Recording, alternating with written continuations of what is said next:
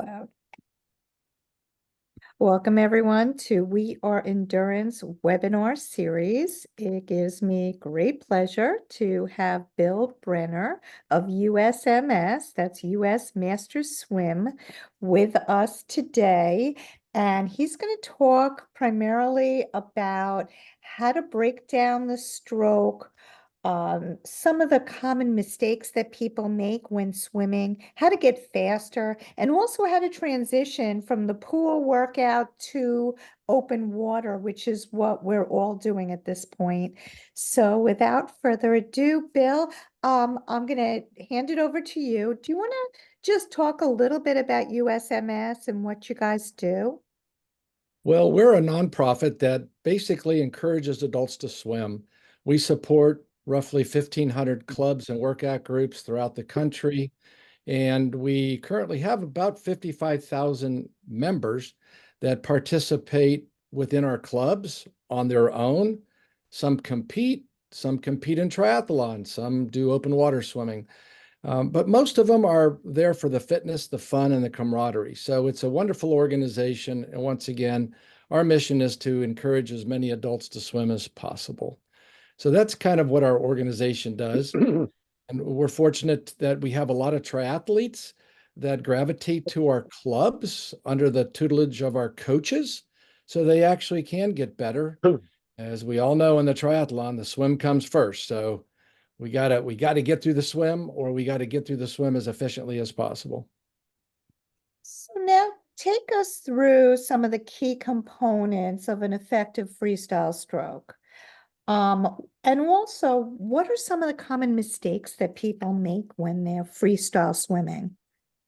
Well, a lot of them hold their breath. That's probably what I see, especially with some of our endurance athletes. They come to the pool and they're so accustomed to breathing whenever they want to, that when they get in the pool, either they just hold their breath because they don't have the right timing in their stroke, or they're afraid of getting water in their nose or in their mouth and choking on it. Those are all valid concerns.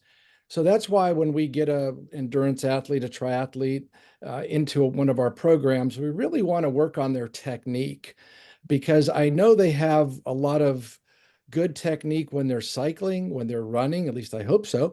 But when it comes to swimming, it's a whole nother type of technique that they really need to break down the stroke and really start from scratch to build the stroke from fingertip to toe tip.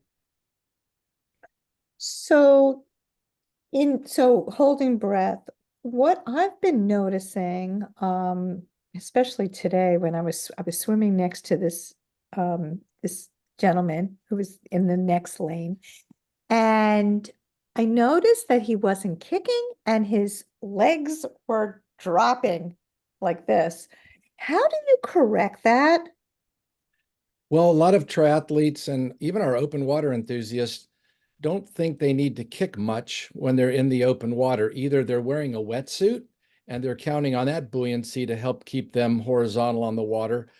And they just don't think they need to really develop a strong kick. They want to save their legs for the bike or for the run. But they really need to engage their legs while they're swimming for that one reason, to help elevate their hips, which is their center of gravity, to kind of teeter totter with their center of buoyancy, which is in their lungs when the lungs fill with air. So the body wants to go vertical in the water, and we really struggle to get more horizontal. So we need to figure out how to teach our swimmers to swim downhill, which sounds like it would be a lot easier than swimming uphill, much like on the bike or even on the run. So we got to get more weight forward of our center of buoyancy. And if we can get more weight forward and we get their head looking down and not lifting up more than it needs to sight or to take a breath, then we're going to have better luck getting their hips to come up. And they don't have to kick quite as hard for the hips to come, but they do need to kick some in order to make it a balanced stroke. Breathing is also an issue, I think, with many new swimmers and triathletes, where they pick their head up a little too high, almost out of the water. I've been noticing that a lot. Right. Um, How can you correct that? What kind of drill can they do to correct themselves and keep streamline in the water? Well, we do a one goggle in, one goggle out to really get started with building the stroke because I start with the breath. I want to make sure that they're expelling their air with their face down in the water and not trying to blow out and breathe in while their head is in a rotated position. I need to get them to look farther back. I need them to generate the rotation for the breath with their chin and get the chin getting back towards that shoulder that's on the side that they're breathing towards while maintaining that one goggle in the water, one goggle out. So that's one of the first things that we'll do. And then when we work on the breathing, we want to make sure that we continue to have them look back when they're taking the breath instead of look up unless they're sighting. And then the idea with the sighting is, do they really need to sight as much as they do? Are they really swimming offline? Is it because of their stroke? Is there an imbalance in their stroke? Is it because of the current, the tide? Is it because of the wind? What's causing it? What's causing people to have to sight more frequently than they probably need to? So we kind of break it down from there and see what we can do to help keep them online. So just to follow on that thought, how often should you be sighting?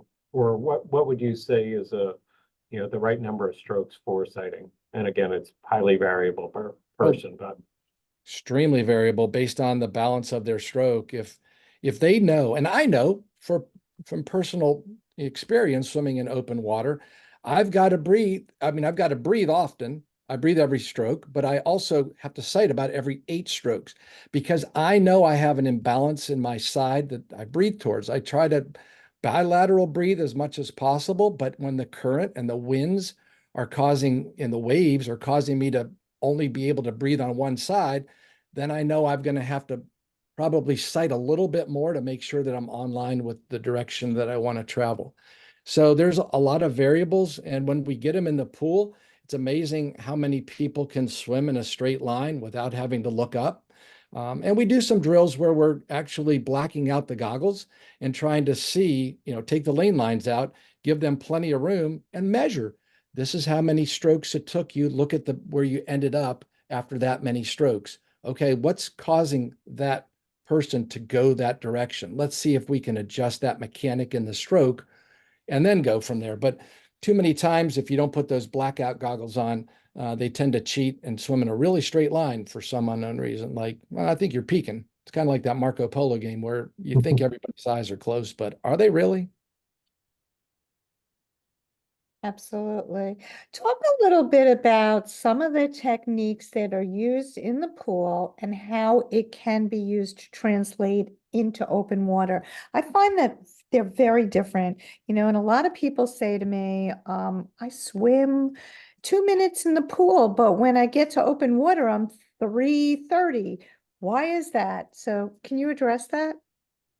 Well, it just depends on how comfortable they are in the open water in many cases.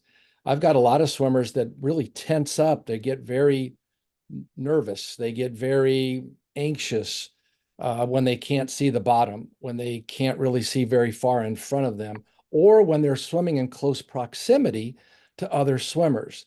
So many of them don't relax enough to get a full stroke, to maintain their distance per stroke. A lot of things changes when they tense up. So we really have to get them feeling comfortable swimming in the open water.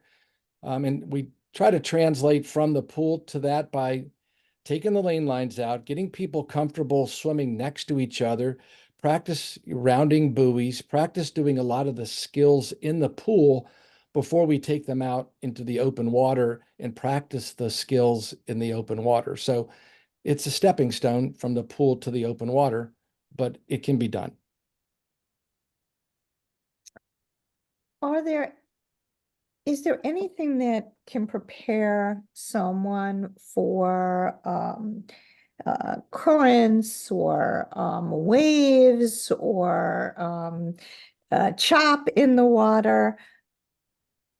Is there anything that can prepare them in the pool that would translate to that? Well, you can't really make too many waves or currents in the pool. I guess you probably could try with some kickboards if you had a big group of people. What I need to do is I need to make sure that they have the skills in the pool before we go to the open water, that if something happens, they know they have the skills to be able to deal with it if it happens in the open water. And a lot of that has to do with anxiety. A lot of that has to do with stress. A lot of that has to do being in close proximity with other swimmers, getting their goggles knocked off. So I try to prepare them so they have all the skills they need if they get into an open water environment and have to call upon those skills. And it's amazing the number of people that once they know they have the skill, they never have to call upon it because they're not worried about it. When you're in that open water, what if this happens? What if that happens? If your coach hasn't prepared you and you haven't practiced those skills, well, shame on the coach because they should have been preparing you for the what ifs so that you do have those skills. And when it comes to the current, whether it comes to the wind, you need to know what the environment's going to be before you get to that open water venue, before your race, and try to prepare for that. Where am I going to start? Where am I going to aim? Where's the first buoy? And am I going to be able to take a straight shot at it? Or do I know the currents and the wind are going to move me?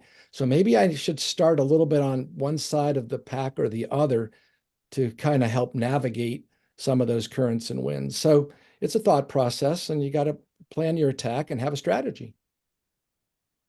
Thank you. I just want to say, jump in if you have any questions. I'm going to keep going.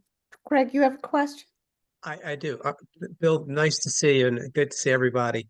My question is a little bit before you get in the water. Can you give me some perspective in terms of fueling, nutrition? Because, you talk about the nervousness. I find that before I get any, we train with the team. All I want to have is a cup of coffee and a protein bar because I'm so nervous about getting in the pool. What advice would you give to a novice like myself who's entertaining open water and fueling Fueling, is this before the open water or before your practice? before Before the event in open before water? the event. Yes. Right. Yeah. Or Please. training, or Or training. training. Okay. Oh, Yes. or training. Sure. I'm a Thank big routine guy. Just ask my wife. I mean, I'm all about routines.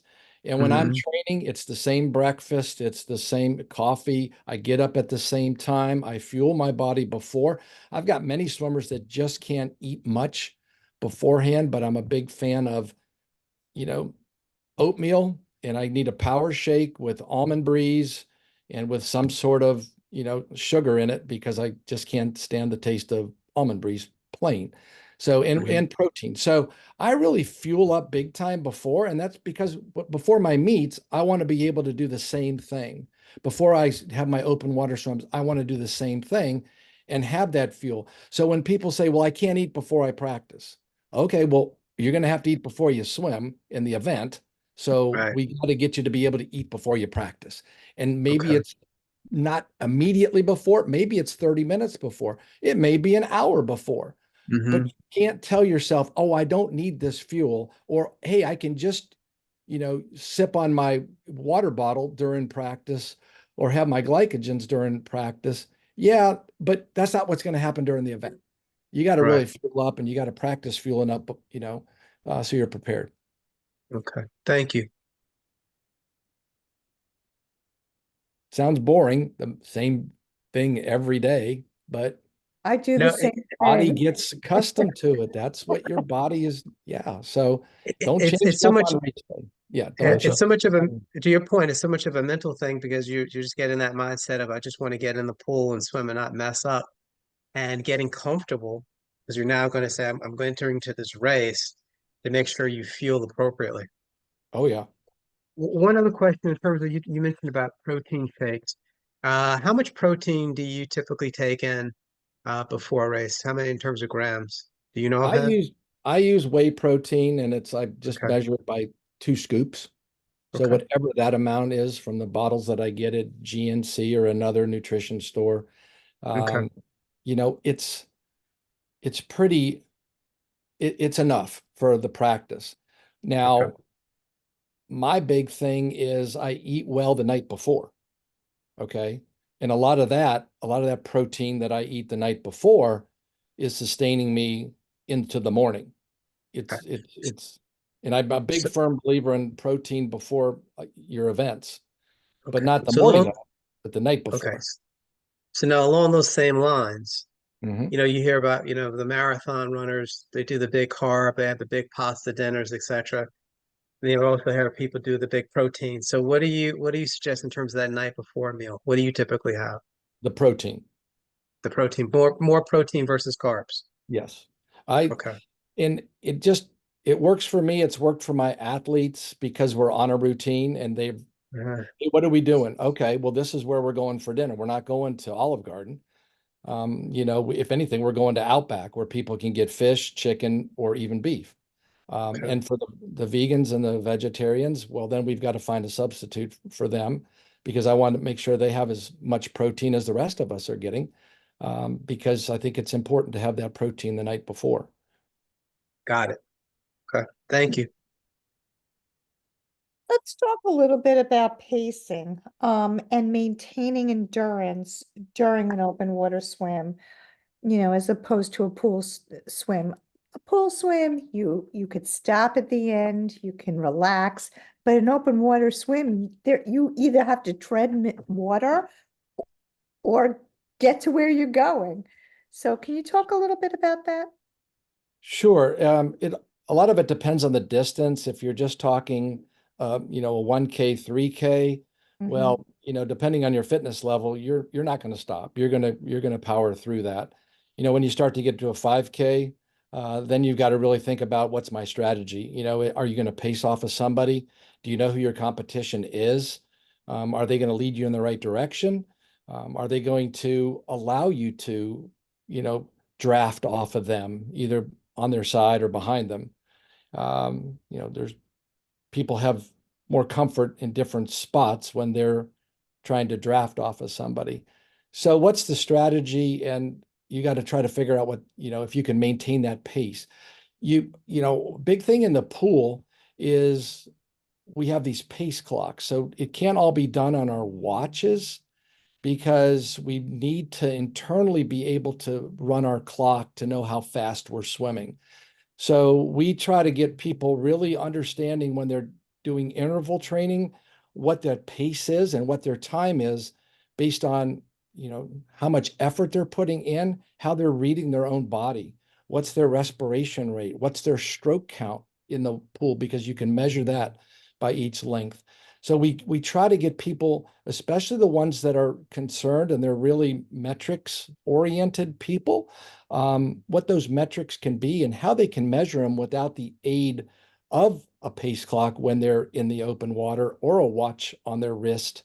And they just have to be able to read their body and really start thinking about, the length of their stroke. Does that help? I mean, there's more to it, but Yeah, I think am that I on the does. right, am I on the right track for you, Hillary? Just want to make sure. Absolutely, you Okay. absolutely am. Let's talk about some Yes. mental preparation. So we've got a group of new swimmers, pretty new, right, Craig? And they want to go in the open water. What should they do prior to getting in the open water? Is that meditative techniques? What would you suggest? I guess it just depends if they are comfortable being able to get into the water. I want to make sure we have a meeting. We have a lot of trainings on Saturday mornings in the Gulf of Mexico, in Sarasota. And what we try to do with especially the new people is how to read the water, so that they have a good understanding before they ever dip their toe in it. Hey, let's see what does it look like the wind's doing? What does it look like the current's doing? Okay.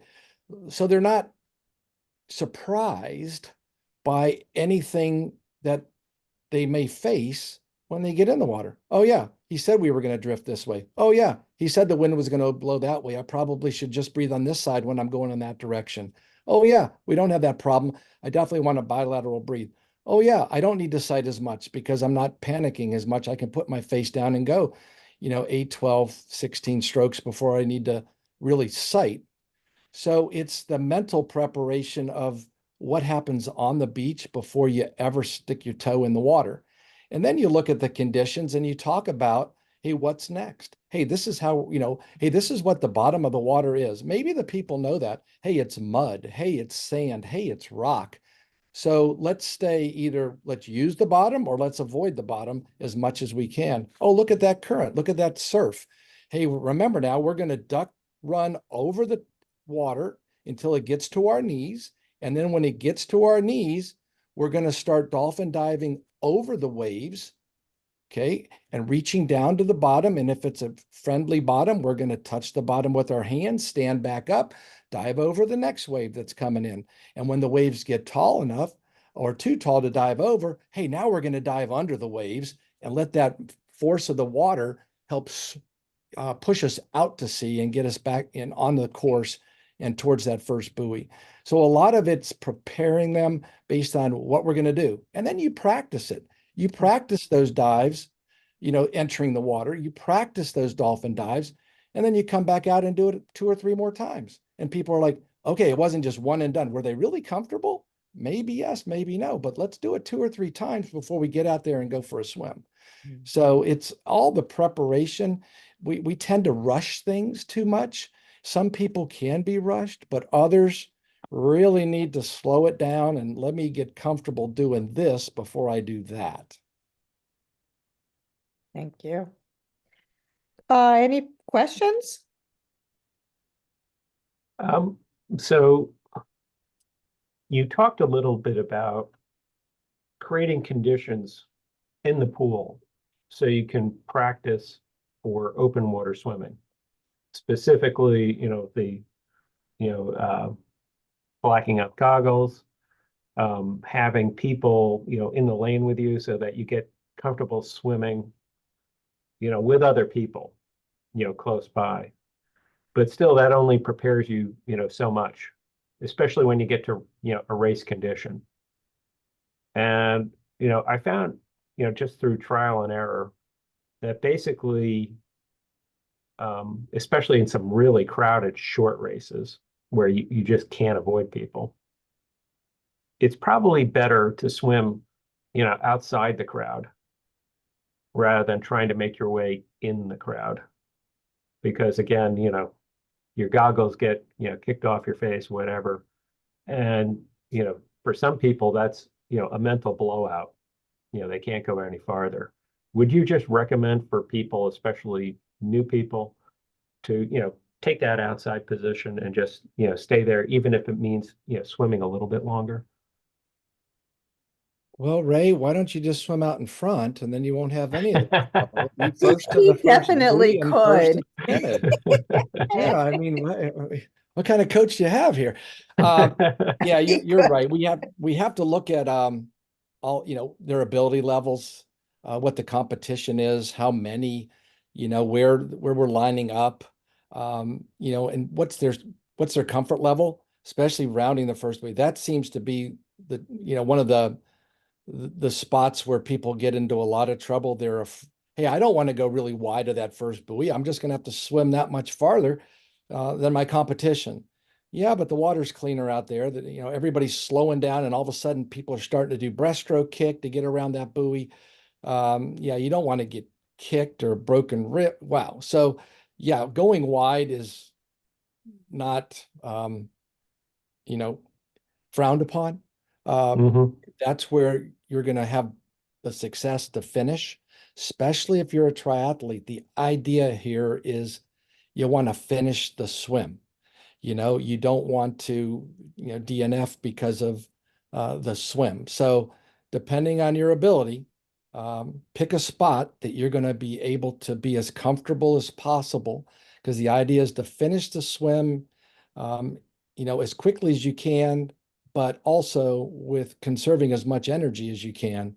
So that may be going a little bit farther, but not worrying about the risk of being in that scrum of multitudes of people.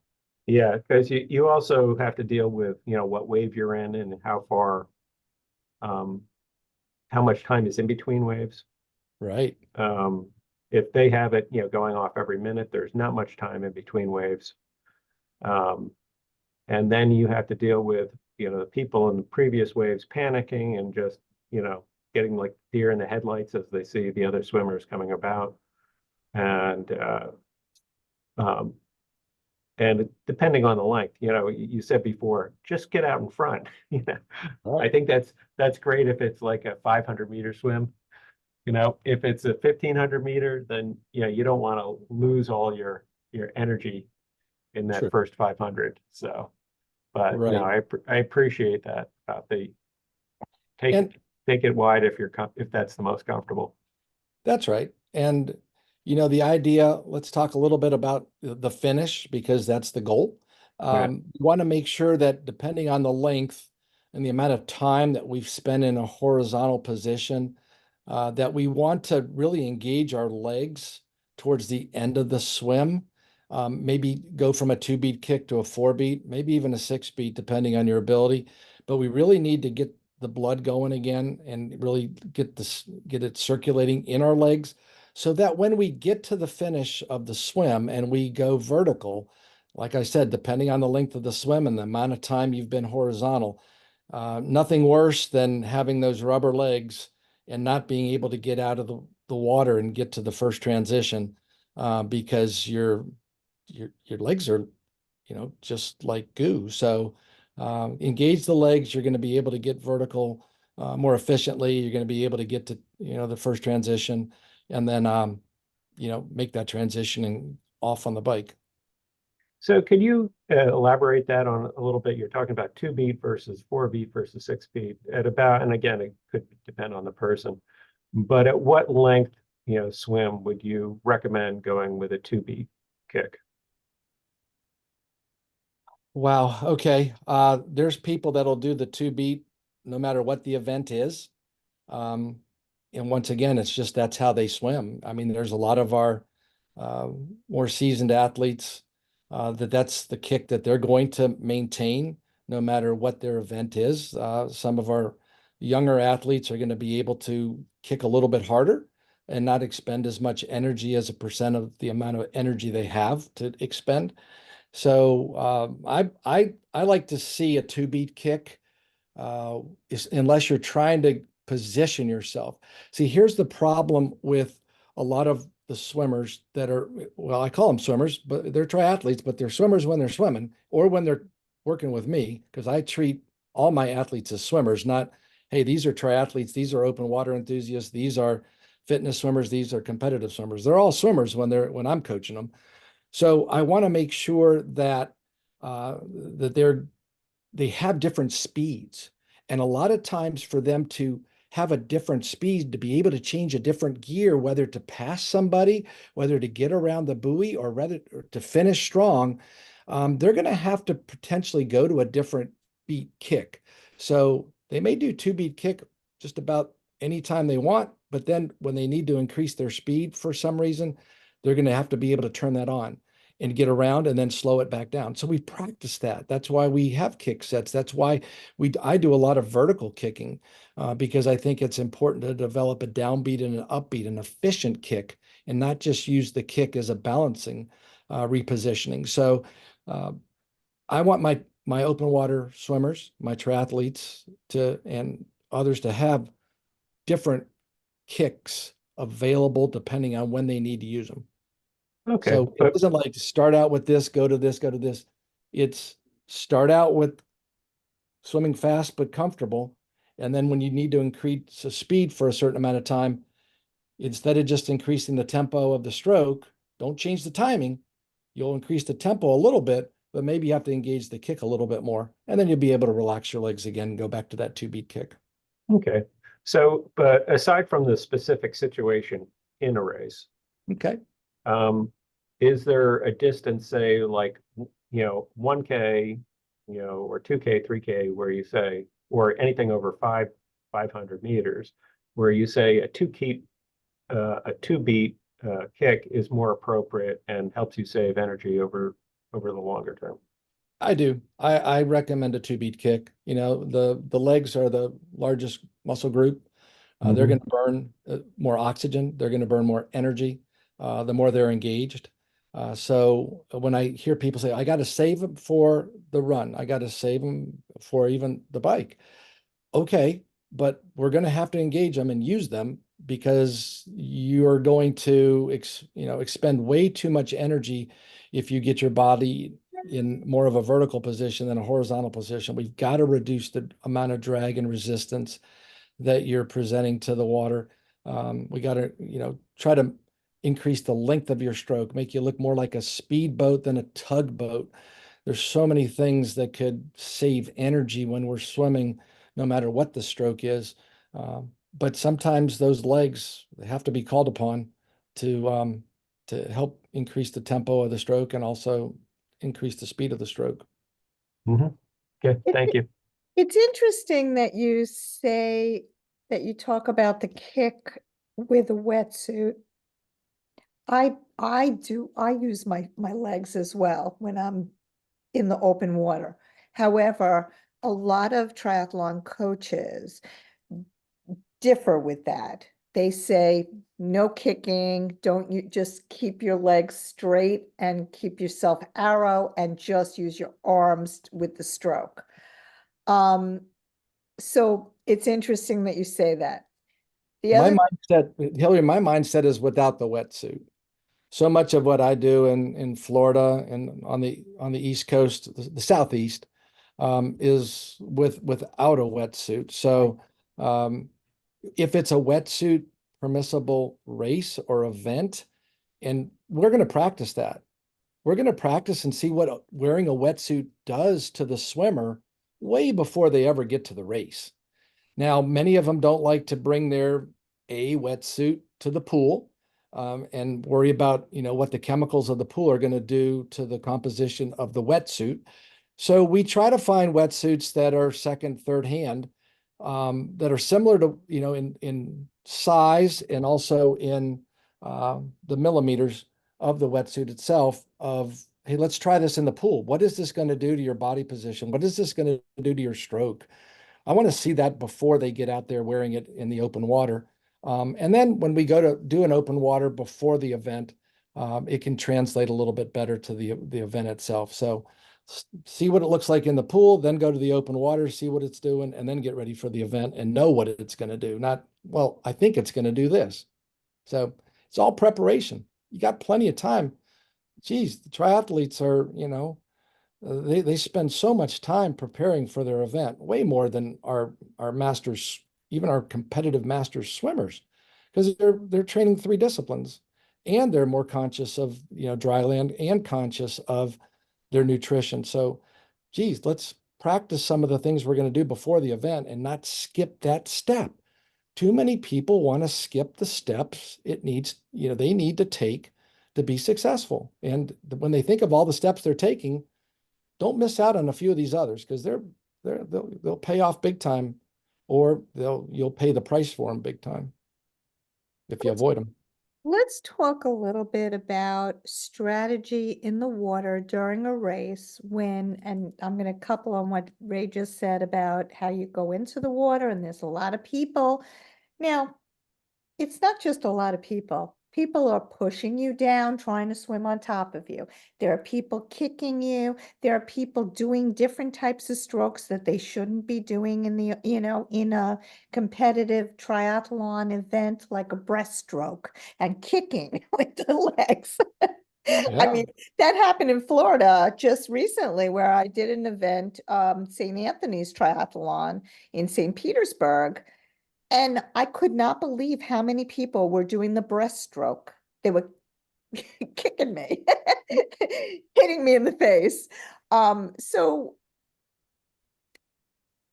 any suggestions, advice on how to deal with that besides kicking and hitting back? Yeah, out front. Yeah. Or be in a position that you're going to have, less of that. If you're going to enter the water right in the middle, and if there's a lot of people not smart enough to figure this out. Hey, go over to the left, go over to the right, depending on the conditions. you'll make up the distance and time by not fighting that scrum, even if you're a little bit wider on the course, especially at the beginning, because they are going to be fighting with one another, and they're going to spend a lot more energy than you are if you're finding cleaner water, even if it's out to the side. And like I said, it's going to make you swim a little bit farther. But as long as it doesn't put you in a position that's going to make you not be able to even get to that first buoy because you aimed the wrong direction and you didn't take into account what that tide was doing or the current was doing or the wind was going to do. So play that game, play that card, get wide, and get where you're going to be comfortable, and avoid that. If you're in the middle of all that, well, you're just going to have to deal with it. And you get into there and you're just going to get kicked, you're going to get pulled on, you're going to get you just have to be prepared so people know what's going to happen. Let it happen to them before the race and figure out what happens if their head goes under and they can't get the breath they thought they were going to take, and come up and be on your way. I don't know what more to say about it. You can't avoid it 100%. So you just have to be prepared for it. Do you find that that happens also in distance swimming? I mean, do you find that or is that just really more a triathlon? Well, it just depends on how many people are in the wave. It just depends on the distance and how fast people are trying to. If it's only a 500, it's going to be a lot of people swimming right on top of each other because it's not that far. The farther the distance, the better chance you're going to have that there's going to be some separation of the swimmers. There are going to be some that start out really quick and stay quick. There's going to be others that start out quick to get out in front like I like to be and then fade, which I hope I don't all the time, but happens. But then there's going to be some that pace themselves. Don't try to get out front too early. Find the right line and then take advantage when things get spread out and they can make their moves on the course later. So what's the strategy? Okay, well, this is what I'm going to do. Don't change the strategy in the middle of the event. I mean, you have to change a few things, but not your strategy. Good. Okay. And I have a question about open water swims. Do you have open water swims throughout the country on your website?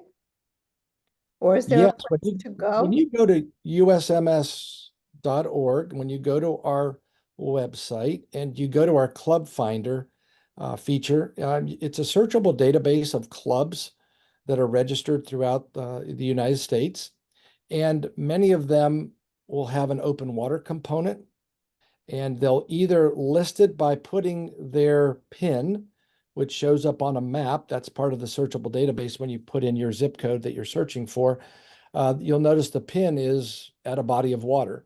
It could be, fresh water, salt water, but it's generally where they meet. And then when you click on that PIN, it can give you more information about when the practice times are or more about the club itself.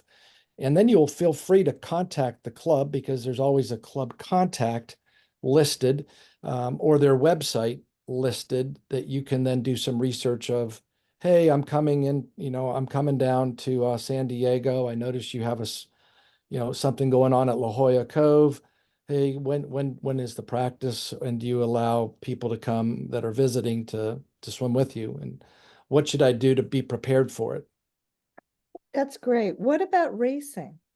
For Well, example, we do somebody, sanction open water events throughout the country. Those are listed on our database of the events, whether it's a pool event or whether it's a virtual event or whether it's an open water event.